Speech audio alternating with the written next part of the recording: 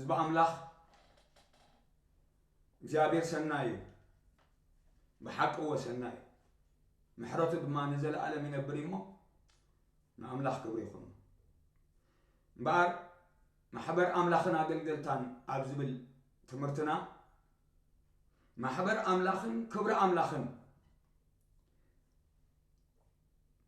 كبر أملاخ محبر أملاخ بزبل أرستي كن مهارينا مو زي أبير كزاربنا كنسلينا وانا مبقسي أرئيس تمرتنا كاب مصحف قدوس كاب مزمور داويت 205 كاب حدك ساعة 4 زلو كابو تبقيسنا خلينا نبينا أبوزح كبل صحفات دما كرينا كبرك زي أبير أب زمن زي أبيت كريستيان اللودو ويس كبرك زي أبير كبيت كريستيان بحقول له كلك رأسنا زقبرنا تمرتي ما نسألي قدوس እግዚአብሔር አቦ حلواتنا نفلطلو قدوس ቃልካ በዛ ቃልዚ ክትልከልና ንመንፈስና ክድርኾ ንእምሮና ክስሕሎ ንምስውዓልና ክተምጽኦ ኣብ ቅድሜኻ ንቐርባለና ምንጭ ኩሉ ንስኻ ስለ ዝኾንካ ዘሰምር መንፈስ እውን ምስኻ ስለ ዘሎ ኩሎም ደቅኻ ካብ እግዚአብሔር ዝተምሃሪኦም ሰላም ደቅኽ ድማ ዓቢይ ክኸውን እዩ ተባሂሉ ከም ተጻሕፈ ካባኻ ዝተምሃሩ ሰባት ኮይና እግዚአብሔር ኣምላኽ زقودلنا خنملة زدفعنايو كندلي እግዚአብሔር አምላኽ በዘቃል ዝኽትዛረበና ይጽልይ ኣለኹ ኣብዚ ክብርኻን ሓይልኻን ዝጎደለሉ ሰዓት ኣበይናይ ጎዲልና ከም ዘለና ስለምንታይ ድማ ትኽብር እግዚአብሔር በመልአት ዘይሎ ከነሰብልሲ ሎማ ካብ ቅዱስ ቃልካ ተዛረበና ኢኻ ስለተዛረበናን ስለትምህረናን ድማ ክብርን ህበካ ኣለና ካብ ዘለዓለም ንዘለዓለም ተቀድስ ስምካ ይባረኽ ኢየሱስ ክርስቶስ ስም አሜን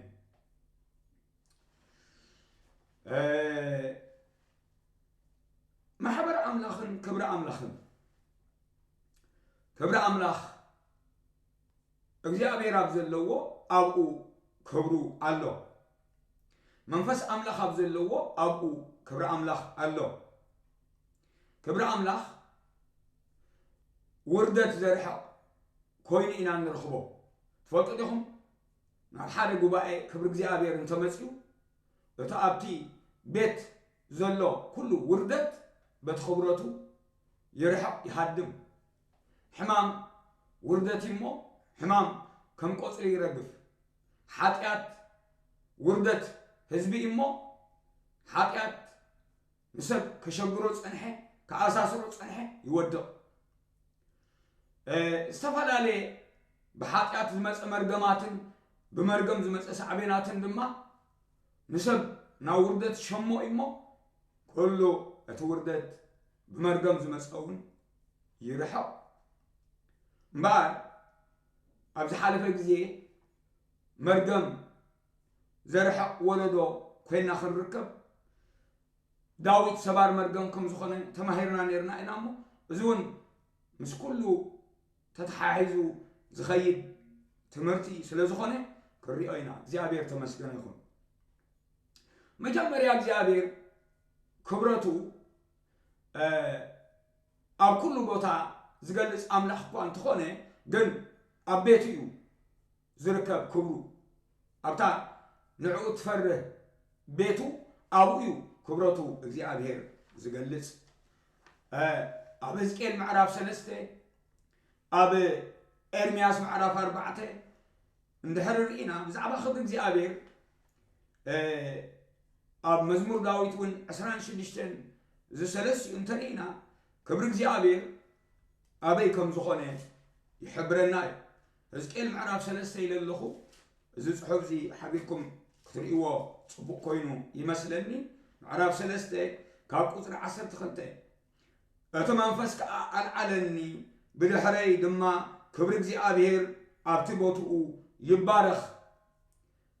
ዝብል ብርቱዕ ድሃይ ምንቅጥቃጥ ሰማዕኩ ኣነ ከዓ ህማም እቲ ንሓርህዱ ዝጋጮ ዝነበረ ኣኽናፍ እቶም እንስሳን ድሃይ እቲ ኣብ ጥቕኦም ዝነበረ መንኮራኹርን ድሃይ ዓብይ ምንቅጥቃጥን ሰማዕኩ እቲ እግዚአብሔር ተቐሚጥዎ ዘሎ ኪሩቤል እዞም እንስሳ ኢልዎም ዘሎ እግዚአብሔር ተቀመጦ መንበሪ ስለዚ ክብሪ እግዚአብሔር አቦትኡ ዝብል ዘሎ እቲ እግዚአብሔር ተቀሚጥዎ ዘሎ ስፍራ ንስኡ ክብሪ እግዚአብሔር ዘለዎ ስፍራ ክብሪ እግዚአብሔር እግዚአብሔር ኣብ ክብሩ ረእኽዎ ክብል ከሎ ኢሳያስ ምዕራፍ 6 ንርኢ ኣብ ራእይ ዮሐንስ ምዕራፍ 4 ድማ ሓደ ድማ ተቀሚጡ ረእኹ ይብል ዮሐንስ እሞ ክብሩ ይዝርእ እግዚአብሔር እምበር ገጹ ወይ ምስል እግዚአብሔር ኣይትርእን ኢኻ ክብሪ እግዚአብሔር ኢኻ ትርኢ ስለዚ ኢየሱስ ክርስቶስ ምስ ዓረገ ኣብ የማን ክብሪ ተቀመጠ ክብል ከሎ እግዚአብሔር ሓደ ስእሊ ዘለዎ ጌርና ንስእሎ ኣይኮነን ኣይረአን እዩ ስለዚ ዮሐንስ ኣይረአዮን ሓደ ድማ ተቀሚጡ ረእኹ ዝብሎ ዘሎ ክብሪ እግዚአብሔር ጥራይ እዩ ስለዚ እስጢፋኖስ እውን ኣብ ግብረ ሐዋርያት ምዕራፍ 7 ተርእናዮ ንእግዚአብሔር ብኽብሩ ርእይዎ ኣብ የማኑ ድማ ኢየሱስ ክርስቶስ እቲ ጎይታ ክብሪ ደው ኢሉ ርእይዎ ማለት እዩ እምበር ክብሪ እግዚአብሔር ኣቦትኡ ኢሉ እሞ እግዚአብሔር ብኽብሪ ኣብ ቤት መቅደሱ ክመጽእ ከሎ ክብሪ እግዚአብሔር ኣብ ዘለዎ መላእኽቲ ድምፆም እውን ከይተረፈ ክትሰምዕ ትኽእል ኢኻ ምክንያቱ ይብላሉ ብዚ ኣብ ኣነ ከዓ ህማም እቲ ንሓድሕዱ ዝጋጮ ዝነበረ ኣኽናፍ እቶም እንስሳን ደሃይ እቲ ኣብ ጥቕኦም ዝነበረ መንኮራኹርን ደሃይ ዓብይ ምንቅጥቃጥን ሰማዕኩ እቲ ንዳውንቲ ከንቀጥቅጥ ዝረአዮ ኢሳያስ ኣብ ምዕራፍ 6 ክብሪ እግዚአብሔር ስለ ዝረአየ ኣብ ዮሐንስ ምዕራፍ 12 ኢሳያስ ክብሩ ምስ ረአየ እዚ በለ ዝብል ኣብ ምዕራፍ 12 ወንጌል ዮሐንስ ትረኽቦ ኢኹም እምበር ክብሪ እግዚአብሔር ኣብ ዘለዎ መላእኽቲ ኣለዉ ክብሪ እግዚአብሔር ኣብ ዘለዎ መንበሩ ኣሎ እሞ ኣብ ክብሪ እግዚአብሔር ዘለዎ ሓይሊ ኣምላኽ ስለ ዝግለጽ ምንም ዝሽግር ነገር ኣይህሉን እዩ ቤተ ክርስቲያን ግን ኣብ ዘመን እዚ ክብረቱ ኣለዋ ዶ ክብሪ እግዚአብሔር ኣብ ቤት ኣምላኽ ሎሚ ይመላለስ ኣሎ ዶ ክብሪ እግዚአብሔርን ሓይሊ እግዚአብሔርን ብሓንሳእ ከም ዝኸይድ ኣብ ቀዳማይ ሳሙኤል ምዕራፍ 4-5 ክርአ ኢና ኣብ መዝሙር ዳዊት 78 እውን ኣሎ እግዚአብሔር ክብሩ ሓይሉ ንተጻራሪ ሃበ ዝብል ኣሎ እሞ ሓይልን ክብርን ብሓንሳእ እዩ ዝኸይድ ሓይሊ እግዚአብሔር ክብሪ እግዚአብሔር ክብሪ እግዚአብሔር ድማ ሓይሊ እግዚአብሔር ሓይሊ ኣምላኽ ብሓይሊ ብክብሪ እንተደኣ ዝግለጽ ኮይኑሲ እዚ ኩሉ ንህዝብና ኣዋሪድዎ ዘሎ ናይ ኣጋንንቲ ኣሰራርሓ ናይ ሓጢኣት ኣሰራርሓ ናይ መርገም ኣሰራርሓ ከም ቆፅሊ ምረገፈ ነይሩ እምበር ክብሩ ናብ ቤቱ ክምለስ እየ ዝዛረብ ዘለኹ ማሕበር ኣምላኽን ክብሪ እግዚአብሔርን እዩ ኣርእስትና እግዚአብሔር ተመስገነ ይኹን ከምቲ ዝበልክኹም ኣብ መዝሙረ ዳዊት 26 ዳዊት ከምዚ ኢሉ ክዛረብ ከሎ ንርኢ 26 ካብ ቁጥሪ 8 ወእግዚአብሔር ንቤት ማሕደርካ ነቲ ክብርኻ ዝነብረሉ ቦታ የፍቅሮ እየ ወእግዚአብሔር ንቤት ማሕደርካ ነቲ ክብርኻ ዝነብረሉ ቦታ የፍቅሮ እየ ደቂ እስራኤል ነዚ ክብሪ እዚ ሸካይና ግሎሪ ወይ ድማ ሸካይና ሽክና ኢሎም ይፅውዕዎ ሓደ ግዜ ብትግርኛ ሽክና ክንብል ከለና ነዚ ናራ ርእስና ማለት እዩ ስለዚ ሸካይና ግሎሪ ማለት እግዚአብሔር ምኽሩ ሓሳቡ ልቡ ቀልቡ መዓምቁ ዘለዎ ስፍራ ማለት እዩ ብካልእ ኣዘራርባ እምበር ናፍቆትና እንታይ ዳዊት ወእግዚአብሔር ንቤት ማሕደርካ ነቲ ክብርኻ ዝነብረሉ ቦታ የፍቅሮ እዩ ነዚ ዘፍቅር ሰብ ከመይ ዝበለ ካብ 1 ክሳዕ 8 ዘሎ እንተንቢብኩሞ ክሳዕ 7 ዘሎ ወእግዚአብሔር ብንጽህና ተመላሊሰ ከይተሓንኮልኩ ከዓ ኣብ እግዚአብሔር ተወኪለ እሞ ፍረደለይ ወእግዚአብሔር መርምረንን ተዓዘበንን ንልበይን ኮላሊተይን መርምሮ ሳልኻ ኣብ ቅድሚዕንተይ እዩ እሞ ብሓቅኻ እመላለስ ኣለኹ ሳልኻ ኣብ ቅድሚዕንተይ ኢሉሉ እሞ ነቲ ጀማር እምነትናን ደምዳሚኡን ኢየሱስ ክርስቶስ ምጥማት ማለት እዩ ኣብ ሓድሽ ኪዳን ሳልኻ ኣብ ቅድሚ ዓይንተይ እዩ ማለት ሳህሊ ማለት ፍቅሪ ማለት እዩ ኣብ ሓድሽ ኪዳን ድማ ፍቅሪ እግዚአብሔር ዝተገልጸሉ ትዕግስቲ እግዚአብሔር ተገልጸሉ ለውሃት እግዚአብሔር ተገልጸሉ ምሕረት እግዚአብሔር ተገልጸሉ ፍርድ እግዚአብሔር ተገልጸሉ ኣብ መስቀል ኣብ ገላትያ ምዕራፍ 3 ንሓቂ ከይትእዘዝዋ ደኣመን ዓዘመኩም ዕንትኹም ናብ ትስቁል ኢየሱስ ክርስቶስ ተሰብሉ ዶ ይነበርኩም እንክብሎም ከሎ ንሪ በእምነት ኣይሓየልኩም እንዲኹም በእምነት መንፈስ ቅዱስ ኣይተመላእኩም እንዲኹም ክብሎም ከሎ ንሪ ምስ ሓሰውት ሰባት ኣይተቐመጥኩም ምስ ኣምሰሉታት እውን ኣይከድኩን ንማሕበር ኡክያት ፀልዓ ምስ ረሲኣን እውን ኣይቅመጥን እየ ወእግዚአብሔር ንእዳወይ ብንጽናዕ ሓፅበን ድምፂ ምስጋናኻ ክስምዕ ንምዘሎ ተኣምራትካ እውን ምእንቲ ኸዘንቶስ ንመሰዊኢኻ እዞሮ ኣለኹ ኢሉ ብመሰዊኢ ከም ዝጀመረ እሞ ናብቲ ማሕበር እግዚአብሔር ናብቲ ቅዱስተ ቅዱሳን ከኣቱ ባህጊ ከም ዘለዎ ይነግር ኣሎ ባህገይን ባህግኹምን ከምኡ ዲ ናብ 27 መዝሙር ዳዊት ውርድ ኢልኩም ንእግዚአብሔር ሓንቲ ነገር ለሚነዮ ኢሉ እግዚአብሔር ሓንቲ ነገር ለሚነዮ እንታይ ውቃበ እግዚአብሔር ክርኢ ክብሪ እግዚአብሔር ክርኢ ገጽ እግዚአብሔር ክርኢ መቅደሱ እውን ክምርምርሲ ሙሉእ ዕድመይ ኣብ ቤት እግዚአብሔር ክነብር ደልየ ኣለኹ እግዚአብሔር ተመስገነ ይኹን እምበኣር ኣሕዋተይ ክብሪ እግዚአብሔር ኣብ ቤቱ ይመለስ ክብሪ እግዚአብሔር ብሓይሊ ይገለጽ ውርደት ህዝብና ክርሕቕ መርገም ኣጋንንታዊ ኣሰራርሓ ማእሰርትታት ሕማማት ከም ቆፅሊ ክረግፍ ኣብቲ እግዚአብሔር ዘለዎ ኣብኡ መርገም የለን ሕማም የለን ማእሰርቲ የለን ጥፍኣት የለን ትርጉም ናይ ሰብ ሽዑ እዩ ንሰብ መንነቱ ዝረኽባ እግዚአብሔር ተመስገነ ይኹን ሰብ ንምንታይ ከም ተፈጥረ መንነቱ ዝፈጣ ንኽብሩ ዝፈጠሮ ሰብ ክብሪ እግዚአብሔር ክቕበል كله ناكب እግዚአብሔር ከአቱ كله تفوت لهم دك إسرائيل تابوت እግዚአብሔር أب عند عبيد إيدهم نعسر عمل تقميتو كله حزب يقزم كم زنبره قداماي سامعيل تنبيكم شارشاي معرف كبر እግዚአብሔር كاباتهم سلازر حقي كل سبي تكزنيو كل سبي حزنيو تابوت እግዚአብሔር أبوتو مسمس أجنا أمزمور داوود 130 كتن تنبيكم كله خلمع كله خطبق كلنا نري እግዚአብሔር ተመስገነው ይብላልሁ አቀዳማይ ሳሙኤል ምዕራፍ 6 ይብላልሁ እንተዳ ሰሚዕኩም ንኾይንኩም ድሕረቲ ታቦት እግዚአብሔር ናቦቱ ምስተመለሰ ዘዘንትዎ ዘሎ ታሪኽ እሞ ካብ ምዕራፍ 4 ጀሚርኩም እንተንቢልኩም ታቦት እግዚአብሔር ተማሪኹ ምዕራፍ 6 አንብቦ ይመለስ ምዕራፍ 7 ሽዑ ካብ ሓደ አንብቡ እቶም ሰብ ቂርያት ዓሪም ድማ መጽኦም ንታቦት እግዚአብሔር አደይቦም ናብታ ኣብ ኩርባ ዘላ ቤት አሚናዳብ አተዎ ንአልዓዛር ከዓ ወዱ ከዓ ታቦት እግዚአብሔር ክሕሉ ቀደስዎ እዚ ታቦት እግዚአብሔር እንታይ ኣብ ቁጽሪ ኣብ ራብዓይ ምዕራፍ ቁጽሪ 4 ተጠቂስዎ ኣሎ እቲ ታቦት ናይቲ ኣብ ልዕሊ ኪሩቤል ዝነብር እግዚአብሔር ጎይታ ሰራዊት ጎይታ ክብሪ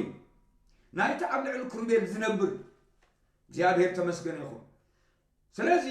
እቲ ሓይሊ ዘለዎ ኣብ መጽሓፍ ኢያሱ ምዕራፍ 3 4 ክሳዕ 5 ተንቢክሞ ድማ ሓይሊ እግዚአብሔር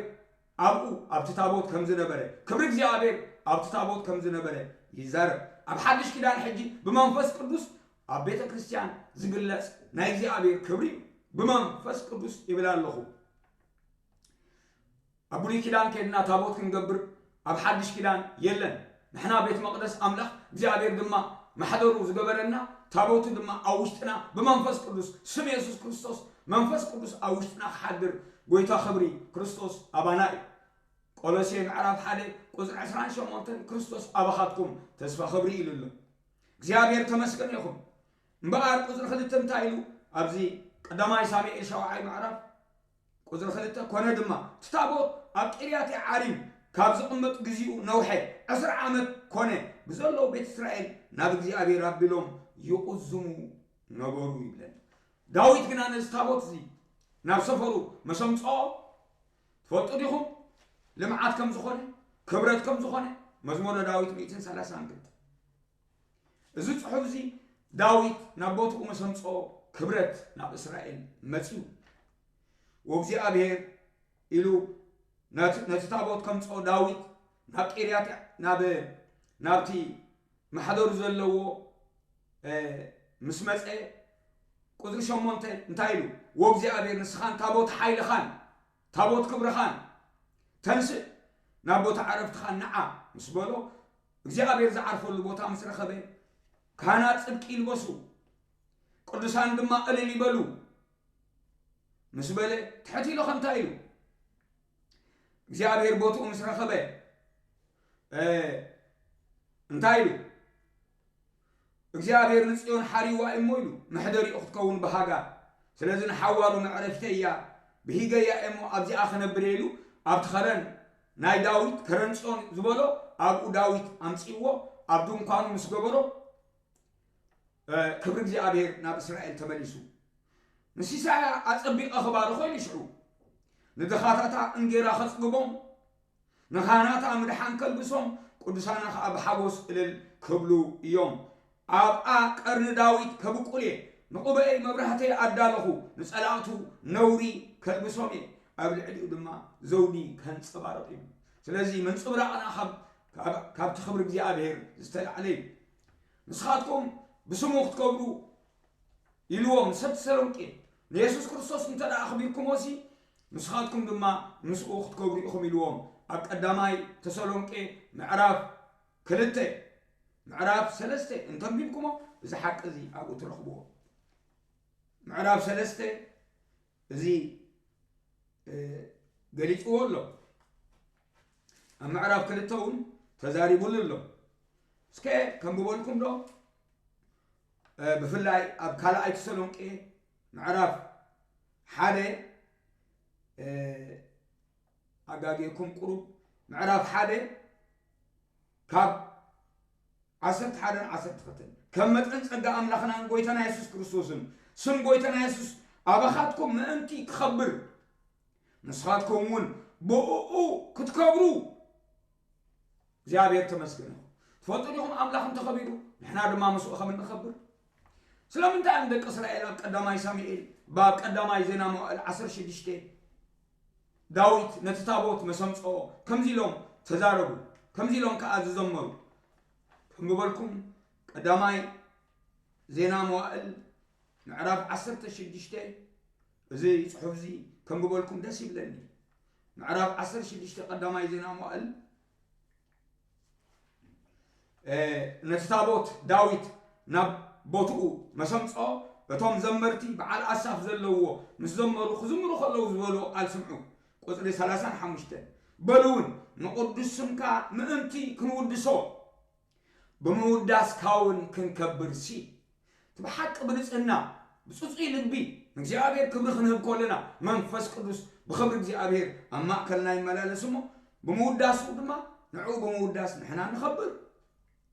مبار أتأملخ مدحنا أرحننا كبه هذا دما أخاخبنا أنا قفلنا كبلو خلو زي أمزمور داويت 205 دقيمو والله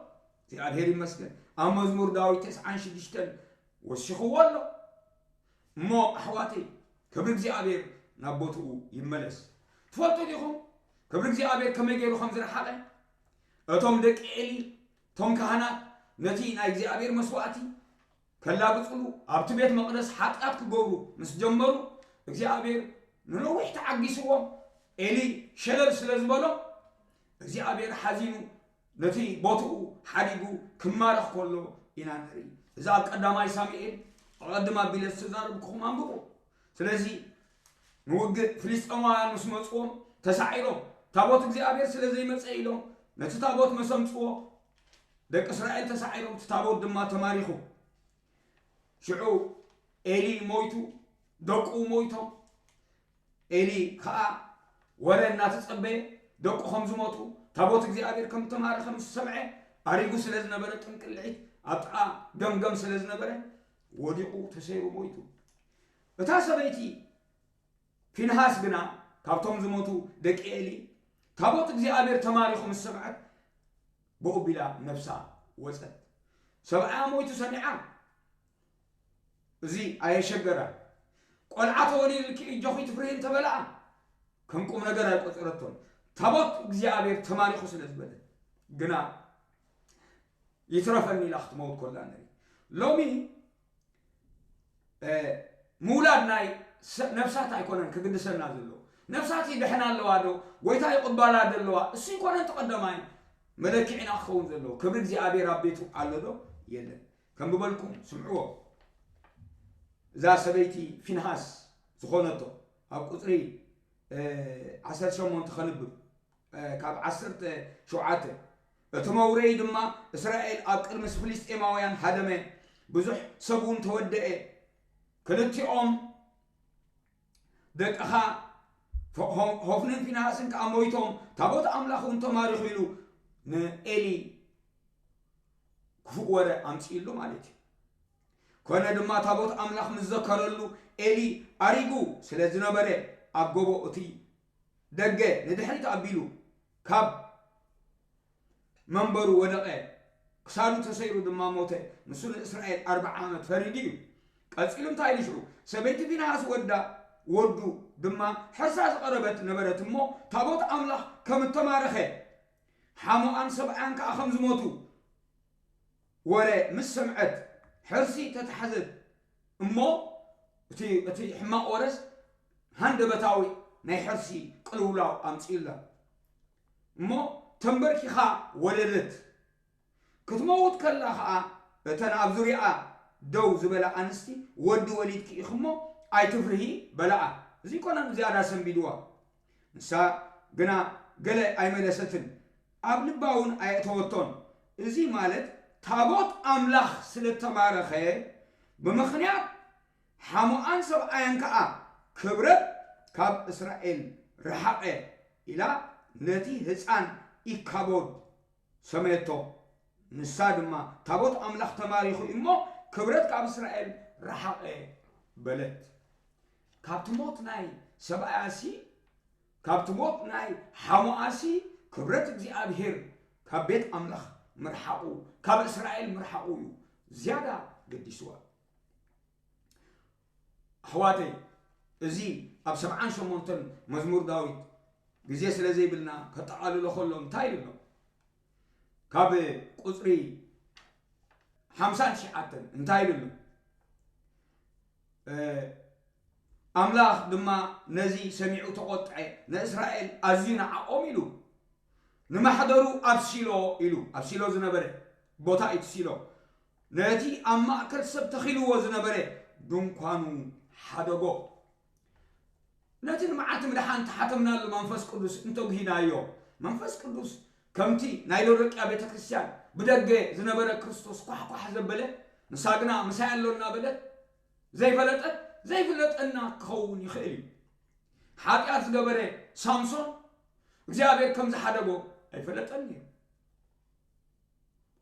سمعوا እግዚአብሔር حديقنا خلو بتن غبرو سمع سرعاتاتن አገልግሎታትን ልምዳውን ተዳዓይስና ነብር ተዳኾይና ተጋጊና ለናሞ እስከ خبر እግዚአብሔር ሐሰስ ንበሎ የለን ዲው ንድለዮ ገጽ አምላኽ ንድለ አመዝሙር ዳዊት ዘንብበልኩም እሺ ስለዚህ ንማሕደሩ አብሲሎ ነተ አማከል ሰብ ተኺልዎ ዝነበረ ድንኳን ድማሓደጎ ሓይሉ ንምርኮ ክብሩን ናብ ኢት ተጻራረ ሃበ ንህዝቡ ድማ አደዳ ሰይፊ ገበሮ ንባሮቱን نرستون تقطعين أبيد أجاننتي أبيد رخصات منافسي أبيد أنقلت وديق زلوا حزبنا سلام انتاي كبيت أملاخ كبر زي أبي سلاح زي الحق ده يكون كبروا أبزلوا أبو حيل أملاخ له من بس أملاخ بحيل بر بزربا يكون تنمو حيل أملاخ أما أكلنا يملابس الله ده ده زي اللي يسقون دلي أنا نسخابكم من قصخن دلي مسحف قدوس ينقرنا أبي إفسون بمولو انتم بيبكمو نعرف كلتي بمنتاي جمر بتهانس أزخونت محبر أملاخ سلامنتاي محبرهم كون بدحري بمنتاي يقصن بسقا خريستوس بدحري بخير بمرعات كريستوس سلامنتاي قدم እግዚአብሔር محضر كركبالو محضر مسرخبه نهزبو يعبيو يسلطنو يغبزو اخل سب يغبرو اخل سب مسكونه خاي مرعاو بترتاي تحبو زلو بإفسون نعرف كلتي نعرف 3 4 نعرف حمش እግዚአብሔር ተመስገን ይሁን قدم محضر كركبالو قدم زخبرلو سفرا كركبالو قدم نግዚአብሔር نحنا مچو هواهو كنفطرلو املاح يدلي نحرك ناب اخل سبعي كنبصح نحر اخل سبي خاط مرعو اخل سبيتي اخل سبعي اتمرعمو ناب مرعاها بترتا صحيف والله امبارح واتي اذا خافلتنا مزمور داوود 105 انبيبه بوخو ودي انتاي بالمزمور داوود 105 كاب حدث 4 كمزي يبل نግዚአብሔር አመስግኖ ስሙህ ጸውዑ ግብርታቱ አማከለ አሕዛብ አውሪ ዘምሩሉ አመስግኖ ስሙህ በቅዱስ ስሙህ አክበሩ እግዚአብሔርን ኃይሉን ድለይ አዘውቲርኩም ድማ ገጹ ድለዩ ይብለና ባራህ ዋተ ተረዲኩም ደሎ ልብቶም እግዚአብሔር ድለይ ወይ ተሐጎስ ይልለሞ ገጹ ክብረቱ ኃይሉ ንድለይ محبر أملاخن كبر እግዚአብሔር بزبل أرستي نايلومي أرستنا تمرتنا أبز ودينا لنا أزي نمتنسا يخونكم أزي نمنقح يخونكم أزي نبرخات يخونكم أزي نعين عخاتكم قز أملاخن بدلاي يخون لنا زود حامكم ويتا يبارككم نحزبكم من نقاف تكونسي حيلو دلاي كبرو دلاي آمين